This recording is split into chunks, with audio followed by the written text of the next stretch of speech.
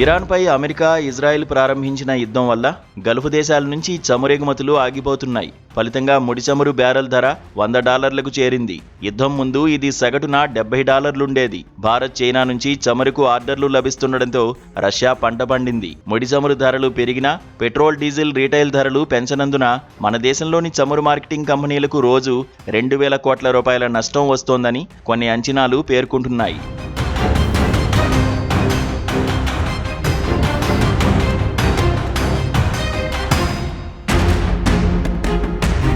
Iran యుద్ధం కారణంగా tanker రవాణా ఛార్జీలు, నౌకల బీమా సుంకం పెరగడంతో మన చమురు మార్కెటింగ్ కంపెనీలకు ఆర్థిక భారం పడుతోంది. దేశీయంగా రీటైల్ ధరలు మార్చనందున లీటర్ పెట్రోల్పై $20, డీజిల్పై $45 చొప్పున నష్టపోతున్నట్లు సిస్టమాటిక్స్ ఇన్స్టిట్యూషనల్ ఈక్విటీస్ తెలిపింది. ఫలితంగా ప్రభుత్వ రంగ ఓఎంసీలైన Bharat Petroleum Corporation, Hindustan Petroleum Corporation, Indian Oil Corporation కలిపి రోజుకు 2,000 కోట్ల రూపాయల నష్టాన్ని భరిస్తున్నాయని అంచనా వేసింది. ఇందులో డీజిల్పైనే 1,650 కోట్ల రూపాయల నష్టం వాటిల్లుతుండగా పెట్రోల్పై 350 కోట్ల రూపాయలు పోగొట్టుకుంటున్నాయి.